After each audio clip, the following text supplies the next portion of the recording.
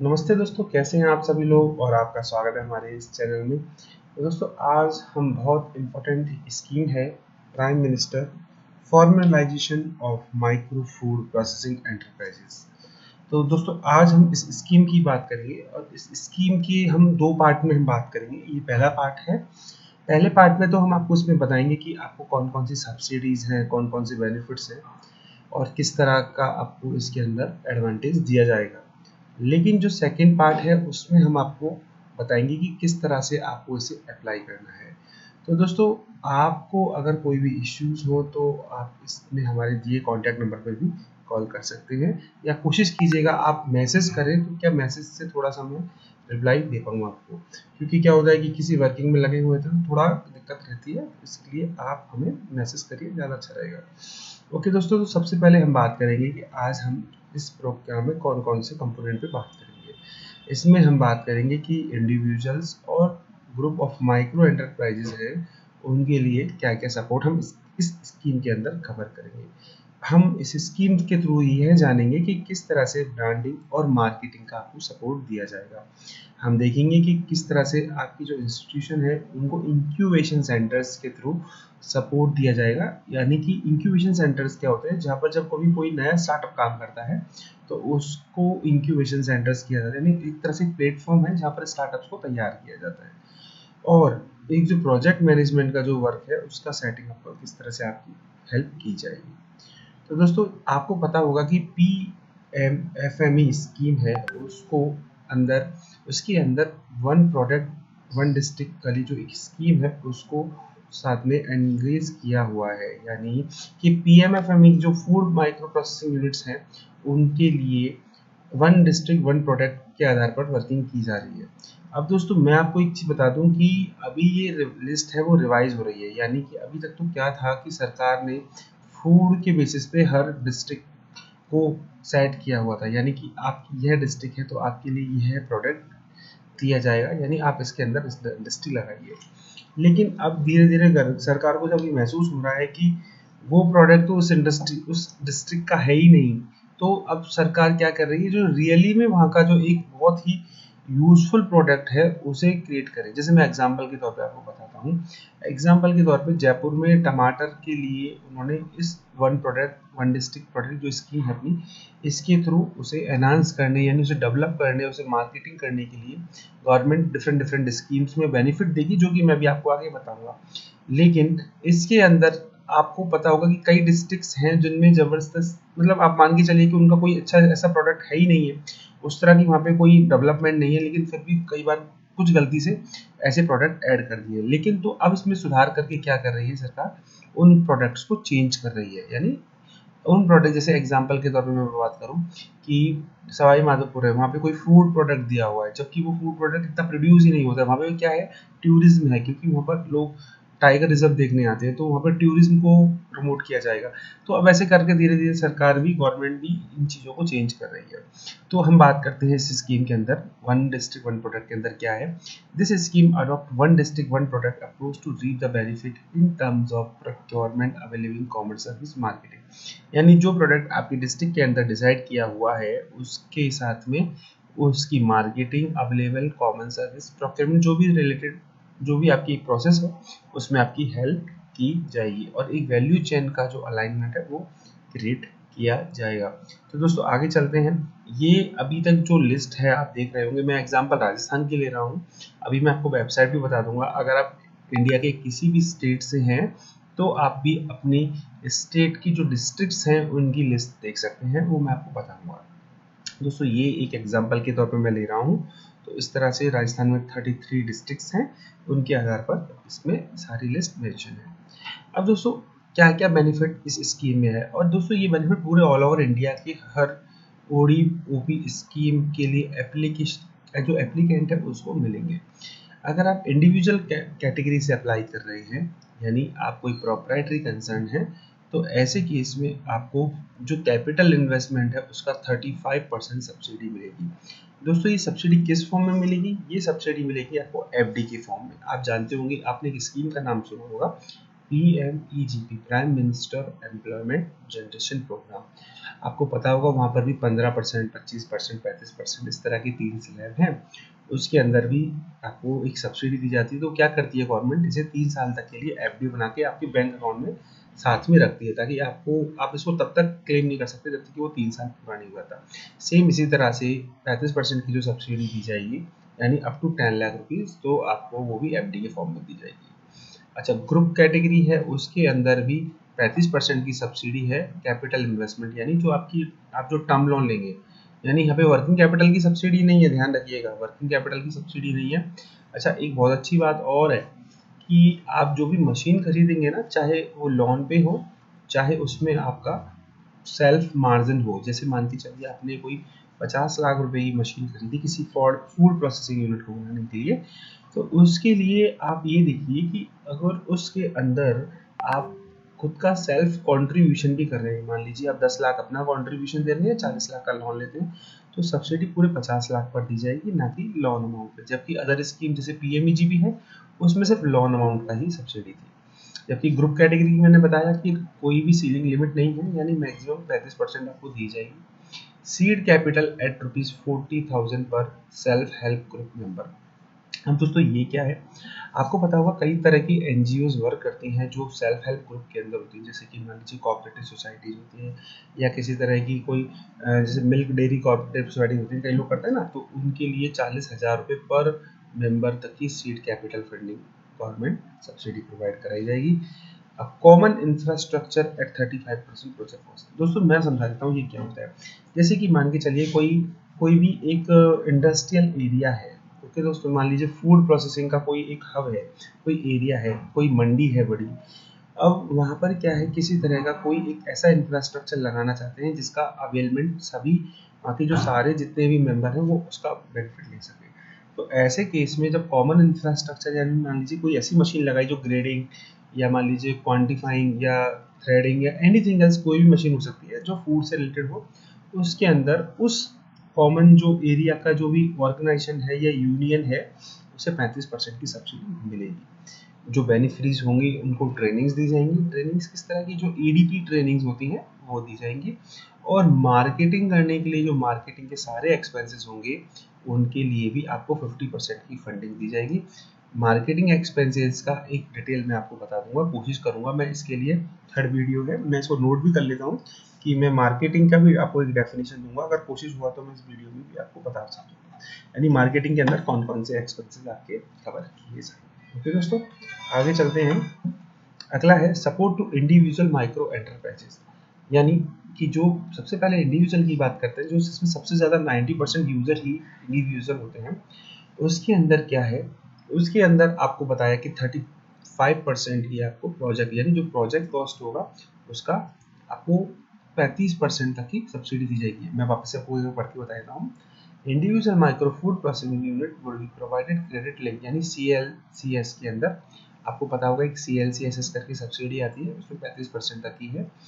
Project cost with in maximum ceiling of 10 lakh, यानी maximum 10 lakh से ज़्यादा की आपको नहीं मिलेगी। एलिजिबिलिटी क्राइटेरिया क्या है, existing micro food processing unit in operation identified in SLUP for ODOP product or by the resource person on physical verification। जैसा कि दोस्तों मैं बता दूं, मैं भी अपने आप में एक रिसोर्स पर्सन हूं, यानी एक DRP, यानी मैं आपको बताता हूं कि हर डिस्ट्रिक्ट के लिए एक DRPs अपॉइंट किए गए हैं। DRPs ऑन स्पेशलीज एक हाई एजुकेटेड पर्सन को अपॉइंट किया जाता है, जिसको काफ़ी कुछ नॉलेज हो स्कीम्स के बारे में, लॉन्स के बारे में। तो इसमें मैं भी आपकी हेल्प कर सकता हूँ, अगर आपको ज़रूरत लगती है तो आप मैसेज मुझे छोड़ सकते हैं। इसमें एग्जिस्टिंग माइक्रो प्रोसेसिंग, जो अगर पुरानी यूनिट हैं और उनको आइडेंटिफाई किया जाएगा कि वो ODOP प्रोडक्ट के रिगार्डिंग में डील करना चाहते हैं, तो उन्हें अलाउ है। The enterprises should be unincorporated and should employ less than 10 workers। employ unincorporated and should employ less than 10 workers होनी चाहिए। The enterprises should preferably be involved in product identified in ODOP of the district। Other micro enterprises could also be considered, यानी कि enterprises को कोशिश किया जाए, prefer करें कि वो ODOP में जो प्रोडक्ट डिस्ट्रिक्ट यानी प्रोडक्ट को डिसाइड किया गया है उसके अंदर डीलिंग करें। The applicant should have ownership right of the enterprises, यानी कि जो ओनर होगा वही इस एप्लीकेशन को लगाने के लिए लाइबल होगा। Application should have ownership right of the enterprises. Ownership status आपको प्रॉपर्टी और पार्टनरशिप, दोस्तों इसमें पार्टनरशिप फॉर्म को भी कंसीडर किया गया है, यानी कि यहाँ पर कंपनीज प्राइवेट लिमिटेड्स ये जो है उनको अलाउ नहीं किया गया है। और ऑनर यानी एप्लीकेंट की एज 18 साल से ज़्यादा की होनी चाहिए और कम से कम 8वीं क्लास का पढ़ा हुआ होना चाहिए। क्यों? क्योंकि आपसे ये सर्टिफिकेट्स होकर मांगे जाएंगे। अच्छा, कम से कम आपको क्या है 10% की प्रोजेक्ट कॉस्ट और हाईएस्ट 40% तक का प्रोजेक्ट कॉस्ट आप लगा सकते हैं। 10% आपको मिनिमम तो मिनिमम लगाना पड़ेगा अगर आप बैंक लोन के लिए प्रोसेस करते हैं तो। अब दोस्तों प्रोसेस किस तरह से चलेगी इसकी, मैं आपको नेक्स्ट जो वीडियो है उसके अंदर मैं आपको बताऊंगा कि किस तरह से आपको ऑनलाइन एप्लीकेशन लगानी है। जब आप अपने सारे डॉक्यूमेंट सबमिट कर देंगे तो डीआरपी यानी हम जो डीआरपी अपॉइंट किए हुए हैं, हम आपकी एप्लीकेशन को वेरीफाई करेंगे और उसको सबमिट करवाने में आपकी हेल्प करेंगे। जब हम आपकी एप्लीकेशन को सबमिट करवा देंगे, उसके बाद में जो डिस्ट्रिक्ट लेवल कमेटी है डीएलसी है उसके पास जाएगी वो अप्रूव होने के लिए। और अप्रूव होने पर डीएलसी को अगर किसी तरह का कोई कमी लगती है तो वो वापस से भेजेगी, या उसे सही लगता है तो वो अप्रूव करके आगे फॉरवर्ड कर देगी, या अगर उन्हें लगता है कि आप तो इस स्कीम के लिए एलिजिबल ही नहीं है तो उसे कैंसिल कर देगी। ओके, यहाँ तक हो गई आपकी थर्ड स्टेप, यानी 3 स्टेप जो आपको दिख रही है यहाँ तक आप देख सकते हैं, ये आपको दिख रही है। आगे जब अगर इसको डीएलसी यानी डिस्ट्रिक्ट लेवल कमेटी अप्रूव कर देती है और डीआरपी यानी डिस्ट्रिक्ट रिसोर्स पर्सन जो पूरा आपकी हेल्प करेंगे इसके लिए, तो उसको आगे प्रोसेस करवा के इसको बैंक को फॉरवर्ड किया जाएगा। बैंक क्या करेगा, इसको या तो रिजेक्ट कर देगा या इसको सैंक्शन कर देगा। सैंक्शन करने के बाद आपको डिसबर्समेंट होगा और डिसबर्समेंट करने के बाद आपको सब्सिडी भी आपके अकाउंट में ट्रांसफर की जाएगी। लेकिन ध्यान रखिएगा ये क्या होगा, ये एफडी का फॉर्म होगा। दोस्तों आगे बढ़ते हैं। अगला है this scheme would support cluster and group such as FU, यानी अब हम बात कर रहे हैं ग्रुप कैटेगरी की, यानी ये ग्रुप कैटेगरी के अंदर क्या क्या उन्होंने कवर किया गया है। FPO farmer producer organisation, SHC self help group और प्रोड्यूसर कोऑपरेटिव्स। यानी प्रोड्यूसर कोऑपरेटिव भी बनाइएगा, यानी कि आप प्रोड्यूसर कंपनी नहीं बनाइएगा क्योंकि कंपनी शायद इसके अंदर अलाउ नहीं कर पाएंगे आपको। Along there entire value chain for sorting, grading, assaying, storage, common processing, packaging, marketing, processing, agri produce और टेस्टिंग लेबोरेटरी। दोस्तों आप जितने भी यहाँ पे सारे वर्ड देख रहे हैं इसमें ध्यान दीजिएगा कि जरूरी नहीं कि आप किसी प्रोडक्ट जो ओडीओपी के अंदर डिसाइड हुआ है उसको प्रोड्यूस या मैन्युफैक्चर करें। अगर आप उनकी सपोर्ट एक्टिविटीज जैसे वेयर हाउसिंग या आप ग्रीन हाउसेज या मार्केटिंग हाउसेज, जो भी आप उनकी सपोर्ट के लिए आप उसके लिए कोई भी इंफ्रास्ट्रक्चर लगाते हैं, तब भी आप इस स्कीम के अंदर कवर किए जाएंगे। एग्जाम्पल मान के चलिए, मान लीजिए किसी डिस्ट्रिक्ट के अंदर तिलहन, दलहन, दाल, तिलहन या कोई भी ग्रेन है, अनाज है, उसका डिसाइड हुआ है कि ये यहाँ पर बहुत अच्छा प्रोड्यूस होता है, या कोई वेजिटेबल है। अब आप वहाँ पे आपको पता है कि ये वेजिटेबल्स 40% तो लॉस्ट हो जाती है, ख़राब हो जाती है, तो आप वेयर हाउस की फैसिलिटी या आप कोल्ड स्टोरेज की फैसिलिटी प्रोवाइड कराना चाहते हैं, तो उसके लिए भी बिल्कुल आपके लिए ये स्कीम अवेलेबल होगी। लेकिन ध्यान रखिएगा, आप इस तरह की जो फैसिलिटी देंगे ना, वो सिर्फ आप उन फार्मर प्रोड्यूसर ऑर्गेनाइजेशंस को, सेल्फ हेल्प ग्रुप्स को या प्रोड्यूसर कोऑपरेटिव्स को भी, किसी अदर को ना दें। यानी क्या होता है, कई बार कई कंपनियां उनको क्या करती हैं, बड़ी लेवल पे हायर कर लेती हैं, फिर आगे चल के वो फार्मर्स को देती है, तो आपको ये अलाउ नहीं होगा। आप किनको दे सकते हैं, ये उनको दे सकते हैं जो डायरेक्टली आपकी किसान हैं या सेल्फ हेल्प ग्रुप्स हैं या छोटी जो कोऑपरेटिव सोसाइटीज़ होती हैं जैसे मिल्क सोसाइटीज़ हैं या डेयरी क्या नाम है, कोई भी प्रोड्यूसिंग सोसाइटी है ना, तो आप उनको ये दे सकते हैं। अच्छा, इसमें क्या ग्रांट है, ग्रांट 35% ऑफ क्रेडिट लिंकेज, आपको ट्रेनिंग सपोर्ट और maximum limit of grant in such case would be as prescribed. Eligible criteria क्या होगा, कम से कम 1 करोड़ का टर्नओवर होना चाहिए और ओडीओपी का जो प्रोडक्ट है उसका सपोर्टिंग या प्रोसेसिंग से रिलेटेड होना चाहिए। The cost of project propose should not be larger than the present turnover, यानी जो प्रोजेक्ट कॉस्ट है वो अभी का जो टर्नओवर है उससे ज़्यादा नहीं होनी चाहिए। मतलब आप एक चीज़ सोचिए, एक कंडीशन पे उन्होंने डाल दिया कि कम से कम 1 करोड़ का टर्नओवर होना चाहिए, दूसरी कंडीशन क्या डाल दी है कि आपकी सेल्स से ऊपर का ज़्यादा का प्रोजेक्ट नहीं लगा सकते हैं। The member should have sufficient knowledge and experience, last कम से कम 3 साल पुराना, आपके 3 साल का एक्सपीरियंस मेंबर के पास होना जरूरी है। कोऑपरेटिव या farmer producer organisation should have sufficient internal resources और sanction from the state government to meet 10% of project cost and margin money for working capital। यानी आप स्टेट गवर्नमेंट को आपको 10% का आपको मार्जिन देना होगा। जैसे मैंने बताया हाईएस्ट मार्जिन कितना दे सकते हैं, 40% दे सकते हैं। सेल्फ हेल्प ग्रुप्स की बात करें तो scheme propose to provide following support to self help groups into food processing activity.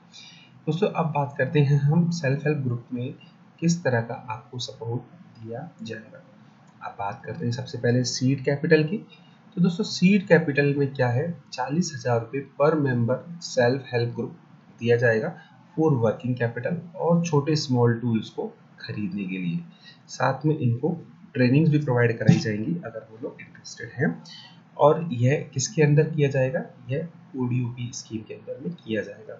जैसे मान लीजिए किसी स्कीम के अंदर कोई भी स्पेशल वेजिटेबल है तो उसके लिए जो सेल्फ हेल्प ग्रुप के जो मेंबर्स हैं उनको पर मेंबर के हिसाब से दिया जाएगा। All the member of self help group may not be involve in the food processing, therefore seed capital would be provided at the federation level of self help group। okay, this would be given as grant, yani it like as a grant, it's not be like as a loan। okay guys, federation with SNA SRLM SHG federation would provide this amount as a loan to the member of self help group to be repaid to the SSG।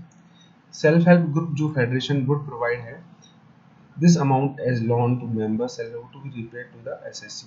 यानी कि दो तरीके से आप इसके अंदर देख सकते हैं कि इसको सेल्फ हेल्प ग्रुप को एज ए ग्रांट दिया जाएगा, लेकिन सेल्फ हेल्प ग्रुप जो फेडरेशन है इस अमाउंट को मेंबर्स को लोन की तरह प्रोवाइड कराएगा। यानी माफी चाहूँगा दोस्तों इस चीज़ के लिए मैं कि जो सेल्फ हेल्प ग्रुप है उसको एज ए ग्रांट होगी, लेकिन सेल्फ हेल्प ग्रुप उसे एज ए लोन की तरह प्रोवाइड कराया जाएगा।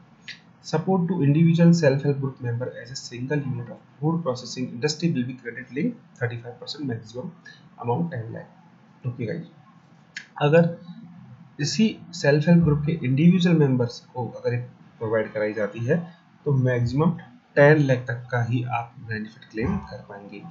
और लेकिन support to capital investment at federation at self help group level that credit link grant 35 maximum limit of grant in such case would be as prescribed. Training आपको बता ही दिया है, ट्रेनिंग आपको इसके अंदर मिलेगी। एलिजिबिलिटी आपको पता ही है, farmer producer, self help group, cooperative societies और प्राइवेट एंटरप्राइजेस। पर्पस क्या है इसके अंदर, पर्पस है other unit and public to utilise और hiring basis of substantial part of capacity. Eligibility आपको पता ही दिया है, फार्मर्स और इंडस्ट्री क्योंकि फूड से रिलेटेड है 35% का सपोर्ट है। और कॉमन इंफ्रास्ट्रक्चर, दोस्तों कॉमन इंफ्रास्ट्रक्चर मैं आपको बताता हूँ। जैसे कि आपको मैंने बताया कि कोई मंडी है या फिर कोई मिल्क की बड़ी सोसाइटी है जो कॉमन एक पूरा अपना सेटअप लगा के बैठे हुए हैं, तो उनको एक कॉमन इंफ्रास्ट्रक्चर मान के चल सकते हैं। यानी जिसके अंदर मान लीजिए कोई कई सारे दुकानदार, बहुत सारे काफ़ी बड़े लेवल पे छोटे छोटे लोग जो मिलकर किसी सामान को इकट्ठा करते हैं फिर उसे किसी बड़ी कंपनी तक पहुंचाते हैं। जैसे मान लीजिए गन्ना के व्यवसायी हो गए एग्जाम्पल, मान के चलिए नासिक में संतरा है तो संतरा के लोगों ने क्या, संतरा के जो व्यवसायी उन्होंने क्या किया कि संतरों को इकट्ठा किया सबने मिलकर, उन संतरों को उन कंपनीज तक पहुंचाया जो लोग जूस निकालते हैं संतरे का। तो ऐसे करके जो एक कॉमन इंफ्रास्ट्रक्चर बना रखा है तो उसके लिए इनको 35% कैपिटल में इसमें भी सपोर्ट दिया जाएगा। Okay guys, common incubation centre यानी कि एक इंक्यूबेशन सेंटर भी स्थापित किया जा सकता है यहाँ पर, जहाँ पर उनको लगता है कि हम किसी तरह का रिसर्च करके इसको और इम्प्रूव कर सकते हैं। जैसे मान लीजिए उसका बीज है या हम किसी कोई प्रोडक्ट है उसको और कितना कैसे अच्छा बनाया जा सकता है या उसको ऑर्गेनिक फार्मिंग में कैसे लेके जाया जा सकता है, इस तरह का कोई भी आप प्रोसेसिंग फैसिलिटी या इंक्यूबेशन सेंटर भी आपकी हेल्प उसमें की जा सकती है। मैंने बता दिया आपकी cold storage, warehousing, sorting, grading का काम, तो आप उसके लिए आपको इंफ्रास्ट्रक्चर प्रोवाइड कराया ही जाएगा। ब्रांडिंग मार्केटिंग के अंदर पढ़ लेते हैं दोस्तों हम। Develop a common brand packaging include industrialisation to participate in common packaging. यानी दोस्तों कि आपकी जो प्रोडक्ट है ना उसको कोशिश की जाएगी कि उसको अच्छा एक नेशनल या इंटरनेशनल लेवल पर लेके जाया जाए, लेकिन गवर्नमेंट जो कोशिश कर रही है वो नेशनल लेवल तो कम से कम लेके जाए। Marketing tie up with national and regional retail chains, यानी जैसे कि आपके सामने डी मार्ट है या आपके बिग बिग बाज़ार है या और भी जो चैल रिलायंस हैं, उन तक आपको ले जाने की कोशिश की जाएगी बशर्ते कि आप उसे एक अच्छे ब्रांड के साथ में प्रेजेंट करें। Quality control to ensure product quality meets जो भी ग्लोबल लेवल के स्टैंडर्ड्स हैं, कोशिश की जाएगी कि आप उनकी क्वालिटी कंट्रोल को मीट करें ताकि लोग उन्हें पसंद करें और उनको लगे कि हाँ ये तो हमारी जो रिक्वायरमेंट है उसको पूरा कर रहा है। Support for marketing and branding require developing एक कॉमन ब्रांडिंग आपको ट्रेडमार्क दिला दिया है, आपका प्रॉपर एक लोगो है। Support to branding and marketing would be limited 50% of total expenditure, maximum of grant in such case would be as prescribed. No support would be provided for opening retail outlets, दुकान खोलने के लिए बिल्कुल भी पैसा नहीं दिया जाएगा, ये ध्यान रखिएगा। ट्रेनिंग रिलेटेड टू मार्केटिंग, जिसको मार्केटिंग के लिए जो ट्रेनिंग के लिए फंड लगेगा उसमें सपोर्ट किया जाएगा। एलिजिबिलिटी क्राइटेरिया क्या है, आपका जो प्रपोजल है वो ओडी-ओपी के प्रोडक्ट से ही रिलेटेड होना चाहिए। आपका मिनिमम टर्नओवर कम से कम assistance should be at 5 crore, यानी 5 करोड़ आपका कम से कम मिनिमम टर्नओवर होना चाहिए। The final product should be the one to be sold to the consumer in retail pack, यानी आप सीधे रिटेलर्स के वाले पैकेट भी बेचने चाहिए, यानी ऐसा नहीं कि आप होलसेलर्स या मैन्युफैक्चरर्स को प्रोवाइड कराते हो। अगर आपको ब्रांडिंग का बेनिफिट लेना है तो आप सोचिए आपकी एक एंटिटी भी गवर्नमेंट क्या कहती है, थोड़ा सा बड़ा लेवल होना चाहिए, ये नहीं कि स्मॉल लेवल पे हो, थोड़ा सा अच्छा लेवल होना चाहिए, क्योंकि उनको भी पता है कि भाई जो छोटे व्यापारी है ना वो इतने बड़े लेवल पर नेशनल लेवल पर उनको माल को नहीं पहुंचा पाएंगे, उसका प्रॉपर स्टैंडर्डाइजेशन नहीं कर पाएंगे। और applicant should be an FPO, SHG, cooperative, regional state level के एसपीवीज होने चाहिए। Product should be scalable and large, यानी प्रोडक्ट ऐसा होना चाहिए जिसको स्केलेबल यानी बढ़ाया जा सके बड़े लेवल तक। जैसे मान लीजिए आप जूस के टेट्रा पैक्स बनाते हैं, अभी आपका एक लेवल यानी ब्रांडिंग छोटी है। एग्जांपल हम देखते हैं कि कई अच्छे ब्रांड्स के जूस हैं, उनको कंपटीशन देना चाहते हैं तो गवर्नमेंट उसमें हमारा सपोर्ट करेगी। Management and entrepreneurship capability promote an entity should be based of list in the capacity building and research, इस चीज़ का आप ध्यान रखिएगा कि आपकी जो रिसर्च है और नेशनल इंस्टीट्यूशन है, जो ये भी सारी जितनी आपको देख रही है, इनके थ्रू कोशिश की जाएगी कि इनसे आपको इंटीग्रेटेड किया जाए। साथ में मैं एग्जांपल ले रहा हूँ किसका, राजस्थान में एक उदयपुर की इंस्टीट्यूट है जिसका स्टेट लेवल है। बाकी जो नेशनल लेवल के जो आप दो इंस्टीट्यूट देख रहे हैं, national institute for food technology entrepreneurship and management और IIFPT, इनके थ्रू आपको ज़्यादा से ज़्यादा हेल्प की जाएगी कि कैसे कि आप अपने प्रोडक्ट को किस तरह से आप बिल्ड करें, यानी तैयार करें और उसे आगे वर्किंग करें। तो दोस्तों ये आपके सामने था। और ट्रेनिंग स्टेटस, इसमें मास्टर ट्रेनर्स होंगे जो कि आपको जो भी सारी इंस्टीट्यूट्स हैं उनके थ्रू आपको हेल्प किया जाएगा। जो रिसर्च पर्सनस हैं, मान लीजिए स्कॉलर्स हैं, PhDs हैं, मास्टर्स हैं, वो आपको हेल्प करेंगे कि किस तरह से आप अपने इस प्रोडक्ट को और अच्छे लेवल पे ले जा सकते हैं। यानी कि आप जिस कंसल्टिंग 2-3 लाख रुपए तक की कंसल्टिंग फीस जो लोग जनरली प्राइवेट एजेंसीज चार्ज करती हैं, उनके लिए आपको गवर्नमेंट वही असिस्टेंस इस तरह की देगी, यानी उस तरह की आपको रिसोर्स पर्सन देगी, उस तरह की आपको क्या नाम है, आपको एक्सपर्ट्स देगी, ये चीज़ें। तो और अब बात करते हैं मोड ऑफ डिलीवरी की, तो डिलीवरी में classroom lectures, online live classes और सेल्फ बेस्ड ऑनलाइन क्लासेस होंगी। अब बात करते हैं DRPs की। तो गाइज इसके अंतर्गत हम लोग पार्टनर्स की इंस्टीट्यूशंस हैं और इसके अंदर आपको जो भी हेल्प हो सकती है, अगर ST/SC है तो उसके अंदर आपको स्पेशल बेनिफिट्स आपको दिए जाएंगे। ठीक है, तो ये फंडिंग पैटर्न होगा। फंडिंग पैटर्न के अंदर स्टेट गवर्नमेंट और सेंट्रल गवर्नमेंट का क्या क्या रेशियो रहेगा, ये रहेगा आपका 60 और 40 का। इसके अंतर्गत आपको 100% सेंट्रल गवर्नमेंट से ये फैसिलिटीज़ दी जाएंगी। बाकी जो फंडिंग होगा, यानी कि जो मान के चलिए कि किस तरह से जो सब्सिडी है उसको कौन कौन स्पॉन्सर करेगा, तो सेंट्रल और स्टेट गवर्नमेंट करेंगे, जो 60-40 का अपना एक रेशियो होगा। ओके गाइस, कवरेज फ्रेमवर्क, यानी कि इसके अंतर्गत गाइस ये इतना। अब आपको इसके अंदर फूड प्रोसेसिंग जो एंटरप्राइजेज हैं being supported under scheme would be eligible for benefit under the following government scheme, यानी आप इन स्कीम के साथ भी इसका फ़ायदा ले सकते हैं। जैसे ये NRLM हो गया, आपका स्टार्टअप विलेज एंटरप्रेन्योरशिप प्रोग्राम हो गया, मुद्रा हो गया है, आपका जो CGTMSE है उसके अंडर में भी आप ले सकते हैं। जो 2% का इंटर सब्वेंशन स्कीम है ये भी साथ में आप ले सकते हैं। यानी दोस्तों मैं बात समझाऊँ आपको, तो ये कह रहा है कि आप जो 35% की सब्सिडी जो क्लेम करना चाह रहे हैं ना, इसके साथ में इन स्कीम का भी आप फ़ायदा ले सकते हैं। चाहे आप पीएम मुद्रा स्कीम के अंदर में वहाँ से 10 लाख तक का लोन ले लीजिए। ये अपने आप में क्या है, अनसिक्योर्ड फंडिंग का एक बेनिफिट है। सीजीटी एमएससी में आपको 2 करोड़ तक का अनसिक्योर्ड लोन मिल सकता है। आपको 2% का इंटरेस्ट सब्वेंशन मिल सकता है अगर आप एमएसएमई यूनिट है। आपको एनआरएलएम के अंदर जो भी आपको सीड कैपिटल फंडिंग ट्रेनिंग मिलती है वो भी आप ले सकते हैं। एसबीपी के थ्रू आप बेनिफिट ले सकते हैं। स्फूर्ति स्कीम है जिसके अंदर जो रूरल इंडस्ट्री है उसके रीजनरेशन की फंड है, उसके अंदर आप ले सकते हैं। एस्पायर स्कीम के अंदर आप ले सकते हैं। जो एमएसएमई की पब्लिक प्रोक्योरमेंट पॉलिसी है, 25% एमएसएमई से प्रोक्योर किया जाएगा कोई भी प्रोडक्ट का जो कि गवर्नमेंट आपके गवर्नमेंट डिपार्टमेंट में यूज़ होती है, उसका भी आप बेनिफिट ले सकते हैं। यानी दोस्तों बहुत अच्छी बात ये है कि आप सरकार की जो ये पीएमएफएमई स्कीम है, किसी तरह का कोई मना नहीं करती कि हमसे अगर ये पैसा बेनिफिट लिया तो आप दूसरे से बेनिफिट नहीं ले सकते। ओके दोस्तों, ये चीज़ है। ये एक स्ट्रक्चर है जो कि आपका नहीं है, काम का नहीं है। तो गाइज आपको अगर ये वीडियो अच्छा लगा हो तो लाइक कीजिएगा। दोस्तों ये पार्ट 1 है, इसके अंदर हमने पूरा थ्योरेटिकल बेस किया है। अगर आप प्रैक्टिकली यूज की बात करें या आप किसी तरह का कोई किसी क्लास की वक्त तैयारी कर रहे हैं या आप पढ़ाई कर रहे हैं तो भी आपके लिए बहुत ही यूज़फुल है, क्योंकि ये बहुत ग्राउंड रियलिटी वर्क पे काम करती है। तो गाइज़ आपको अगर ये वीडियो अच्छा लगा हो तो प्लीज़ लाइक कीजिएगा, ज़्यादा से ज़्यादा लोगों तक को बताइएगा कि इस स्कीम का कैसे फ़ायदा लिया जा सकता है। और अगर आपको ये स्कीम अच्छी लगती है तो प्लीज़ आप इसको शेयर भी कीजिएगा, क्योंकि आपको ये लोगों को ज़्यादा से ज़्यादा लोगों को बढ़ावा देगी, उनको इस इंडिया को स्किल बनाने के लिए, यानी इसकी जो रिसोर्सेज है उनका एक 100% यूटिलाइजेशन करने के लिए। Guys okay, thank you very much.